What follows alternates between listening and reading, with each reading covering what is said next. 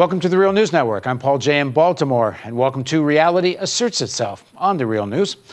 Now joining us for a series of interviews is Rania Masri. She's an outspoken critic of the Obama administration's recent push for military intervention in Syria. She's an anti-war and human rights activist, a writer, a professor of environmental science at the University of Bahrain in Lebanon. She also has directed the Southern Peace Research and Education Center at the Institute for Southern Studies in North Carolina. And she was an outspoken critic of the Iraq invasion and the Israeli occupation of Palestinian territories. She's been published in several collections in different books, including Iraq, Its History, People and Politics, Iraq Under Siege, and The Struggle for Palestine. Thanks very much for joining us, Rania. My pleasure. I should add that she's here in the U.S. for a little bit, and she'll be going back to Lebanon just a matter of a few days, Yes. and we insisted she come in here before she went. So the way Reality Asserts Itself usually begins, and we are going to do it now, we start with a bit of biographical information about our guest, more about why they think what they think rather than what they think, formative experiences in their life, and then we get into issues more current. So start off from the bat.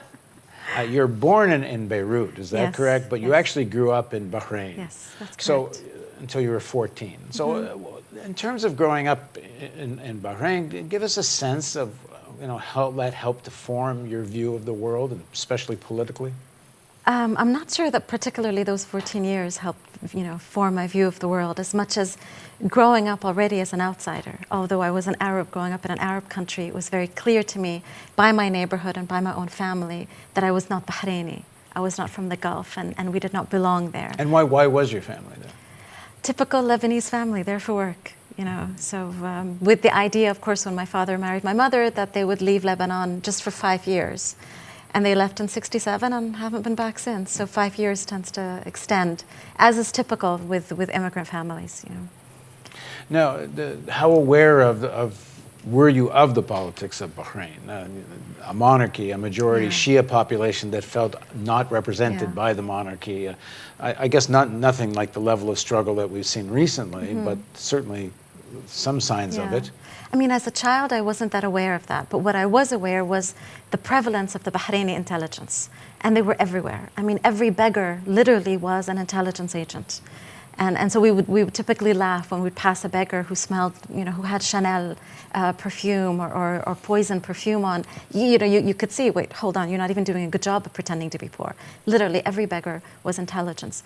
We had weekly visits from intelligence agents who would just come to our home regularly, pretending that they weren't agents, pretending that we didn't know that they weren't agents. It was all this deception back and forth. I remember numerous times being face-to-face with intelligence agents doing all kinds of now what I consider to be quite ludicrous. I mean, it wasn't even covert. It was open. And it wasn't because we were any particular family. I mean, my parents were political in Lebanon, but they did not engage in any kind of political activity in Bahrain.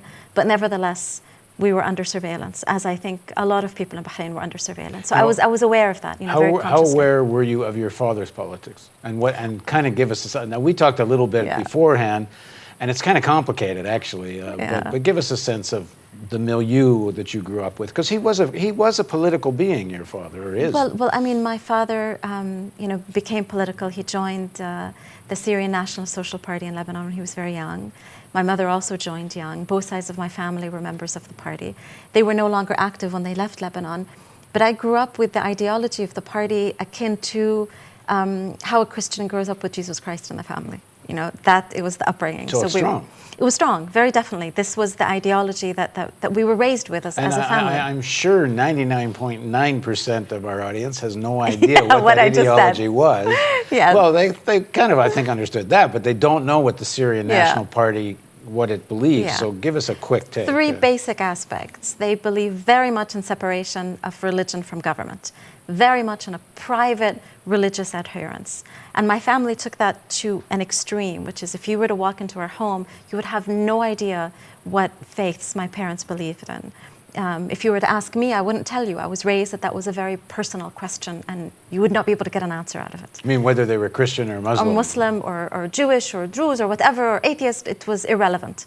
And I was raised that religion is the way that you treat people, and everything else is a personal decision between oneself and one's God, and however way one chooses to worship. That was very, very intrinsic to our upbringing. That's one caveat of one basic tenet of the political party. The other tenet is that they believe in something called natural Syria or greater Syria, which is that Syria, Lebanon, Jordan, Palestine, Iraq are actually one natural entity, and they're one nation. And it goes on beyond there. And including Palestine. Yes, most definitely including Palestine. And so the Palestinians clearly don't agree with this. Well, it depends. I mean, because it's not saying that Palestine is a part of Lebanon. It's saying that they're all part of this one greater nation that is called Syria. Okay? And so the way that I was raised then is that the Palestinian is not my cousin. The Palestinian is my brother, in the same way that the Lebanese is, that a Syrian is, very much. So I never looked to a Palestinian as a foreigner. And that then impacted the way that I looked into the political system. The Syrian and Lebanese borders in the region are all kind of artificial, made by outsiders. Exactly. Made by Sykes-Picot Agreement. They don't have natural boundaries. They don't have historical differentiation. So consequently, we don't subscribe to them as being separate nations. They are separate countries, but not separate nations. And then the third tenet of the ideology is that economically, they believe in something called profit sharing. So the worker does not own the company, the factory per se, but the worker gets a salary and a percentage of the profit. And here my father, actually lived it. And this is one thing that I'm extraordinarily proud of, is not only did he believe in a particular ideology, but he practiced it. He practiced it in the way that we were taught religion is private, and he practiced it in his own company, that he actually gave employees a fair salary. You told me earlier over the time in Bahrain, he developed a furniture business. Yes, retail business or manufacturing? Retail. And Bahrain, as all GCC countries, if you're not from the GCC, you don't have the right to own majority shares in a company. You don't have the right to own property. You can only own a car. So my father had 49% of the company that he built. But he made sure that the employees got not only a fair wage, but that they got a percentage of the profits that they helped contribute. But given the history of the region, where you had very strong socialist parties and communist parties who were for public ownership, this tenet of profit sharing can also be seen as a way to protect private ownership as opposed to this. Possibly, but to be fair, the founder of the party, Antoine Saidi, didn't really discuss economics that much. He spent a lot more time during his short life examining more what comprises a nation and how we define religion, and really stressing the importance of being a secular nation, of having a civil society and not a religious society. Those were his main issues of emphasis. Had he lived longer, we may have seen the economic aspect to be more complex and to have it seen expanded, but that wasn't the case. When you grew up, the Assad regime, the Ba'ath Party, were they considered good things, allies, or enemies? The word enemies is a very particular word, and the way that I was raised is that term is used only for the Israelis. And it's only been that the apartheid occupying state of Israel is the enemy. All the others are not necessarily allies, but we have disagreements with, we may have political differentiation with, but the word enemy is a very particular word. So myself, I only consider Israel itself to be an enemy state. It is not a failed entity, it is a forced entity, a foreign entity on our land, occupying our people, continuing with apartheid. So the term enemy I would only use to that. Now one can argue there are political differences between various different political parties, and they may meet on particular issues and not, But again, enemy, I would just limit it to Israel. Well, certainly today in Syria, there are a lot of people that will use the word enemy when they're talking about the Assad regime. Yes. And but the party, at least, and the Syrian Nationalist Party, they're actually working in the Assad regime right now. There's a minister from that party in the Assad regime. Yes. So, I mean, the fact that the struggle in Syria has so divided the society, and we talked about it in an earlier interview, you have proxy war, you have civil war, you have revolution, but generally speaking, the opposition considers somebody working in the Assad government on the other side of the barricade and thus an enemy. True. I mean, again, I would prefer not to use that, because I think enemy then would justify the use of violence per se. But yes, the opposition would consider the Syrian National Social Party to be an opposing force and not necessarily to be an ally. That is a fair judgment, yes. Now, I have to say, for full disclosure, that I myself am not a member of the Syrian National Socialist Party, nor can I claim to speak in their name. Right. So we're dealing with sort of the first 14 years. Yeah. You're in Bahrain. You're Yeah. not all that political. You're a teenager. Yeah. Ironically, I went to a DoD school, though.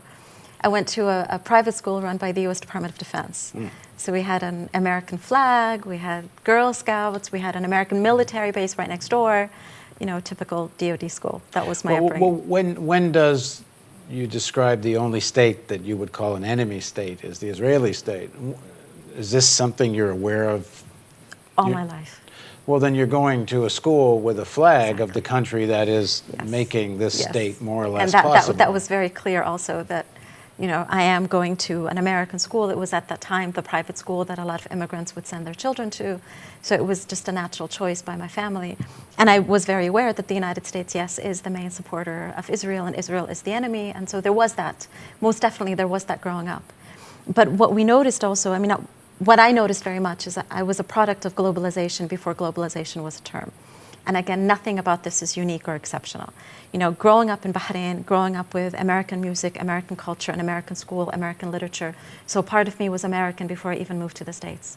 And we find that with globalization to be very typical. Yeah, I was going to ask that because I have a game that I play with, you know, trying to understand, try to guess somebody's history listening to their accent and their English. And I probably would have guessed you were born in the States, but that's because you're going to this school. I went to that school, yeah. Part of the luxury of this reality asserts itself is I kind of jump around a little bit. And I'm going to do a bit of a jump. When you say Israel is the only enemy state, so the Saudis, the Saudi regime, for example, that's fueling the civil war in Syria, that is, you know, more or less barbarically treats a lot of people. They invaded your Bahrain. Yes. So you don't consider the Saudi state? You can't use the word enemy? As the state, no, because then I'm considering the country to be an enemy. In terms of the Saudi government, they're most definitely not a friend. They're most definitely not an ally in any way, shape, or form. They are most definitely an opposition force. But again, the term enemy, I would refer not only to the government, but to the entire country. Because doesn't that diminish the role of class in your assessment of all of this? I mean, unless you think the Israelis are some demonic force that, you know, Israeli exceptionalism, they're the only enemy on the planet, then they're part of a system. Yes, they are most And that definitely system part of the includes the Saudi royal family and the Qatari royal Yes. family and the Bahraini And numerous other royal families. And yeah, the Israelis have committed some Yes. specific war crimes, and the occupation is kind of at a different scale, you could say, than maybe what some of the other countries are doing. But it's all part of the same It is. same jigsaw puzzle. And in many ways, what the Israelis are doing is nothing new. Colonialism, ethnic cleansing, genocide is nothing new. You know, and for a long time I felt, and I believe many of us from my region do feel, very strong kinship with First Nation communities in the United States and throughout the Americas, because they have suffered what we are suffering from right now. So there's nothing new about what the Israelis are doing. But the fact is it's ongoing. It's not a past tense. It's ongoing. And the difference between them and any other regime is I would differentiate between the state, which is an occupying apartheid state, most definitely, and the Saudi regime and the Qatari regime that are enforcing numerous kinds of oppression. And in Lebanon, we have seen Also it most kind of definitely. concocted states, though. Yes, but then one can argue Especially a lot of the states are Saudis. concocted. A you lot know. of states are concocted. Yes, Yeah. and Saudi Arabia becomes exceptional in that you have an entire country named after a family. You know, And a family, the whole regime's kind of brokered by oil companies who kind of marry the Wahhab tribe and the Saud family and create this whole. Yes. And the Saudis have committed a lot of crimes. None of this is to let the Israelis off the hook, but the Saudis have committed many crimes. Nobody has a monopoly on war crimes, unfortunately. Yeah. Okay, so we get to the age of 14. You're political enough, first of all. You're growing up in this milieu of the Syrian Nationalist Party, and if this is like religion at home, then this is a big deal. It's a big deal. And then it's very present, yeah. And so part of that ideology is opposition to the Israeli occupation, and not just the 67 occupation. No, I assume this is opposed that there shouldn't have been a state of Israel. Most definitely. A Jewish state of Israel. Most definitely. So that much is clear to you. How much is that at the forefront of who you are? Like, are you such a political being that this is kind of on your mind, or it's just sort of in the background in the ideology? It's always present. I can't really separate the personal and the political. It's always present. As a teenager? I don't remember a time when I was able to separate. So did you get into fights at this American school? Are you arguing with people? No, because it wasn't an issue. At that age, it wasn't an issue. I mean, the main issue I remember at that age was, what religion do I have and what religion do I subscribe to? And for me, being a lover of literature, I looked at the Bible and the Quran as two literary documents, and I was compelled to see which one has a better story, and I didn't fall in love with either, which was perfectly fine in my family, So the main conflict I had as a child was being asked to identify with one or the other, and I couldn't, and I wouldn't even answer the question. But it really wasn't a conflict. What is the attitude then, other than Israel? But I mean, let me put it this way: your parents couldn't have been that opposed to the U.S. if they're sending their kid to a U.S.-run school. Yeah, but I think we all have these hypocrisies and these contradictions in our way of life. I mean, we moved to the U.S. in '86, and we moved to the U.S. for a reason a lot of immigrants moved to the U.S. Education. It was a very good place, and it remains a very good place to go to school. So we moved. This black and white division doesn't really apply, and for me, it only applies with regards to Israel. Everything else is gray. So you get to we're going to pick up on that. We're going to do a whole segment on Israel-Palestine. So we will dig into that more. But let's move on. So you're 14 and you moved to North Carolina. Yeah. Why North Carolina? My brother wanted to go to North Carolina State University. That was the only reason. And he got in, and everybody moves. Got in, and we moved to North Carolina. That was it. And your father does what with his furniture business? My business? father commuted for a year between Bahrain and North Carolina, and then commuted for several years between D.C. and North Carolina, where he got employment, and then became self-employed in North Carolina, where he has remained. Yeah. And, well, you'd already gone to a U.S.-run school, so it wasn't as much culture shock as it might have been. It was. It was. Educational, there was no difference. Academically, there was no difference. Cultural was significant. Because I went from an environment where I was accepted, I was an other in Bahrain, but I was still accepted, to an environment where I was the only non-North Carolinian, and here I was a Lebanese, at a time where Lebanese were known terrorists. And so I was, being asked... What year were you in? 1986.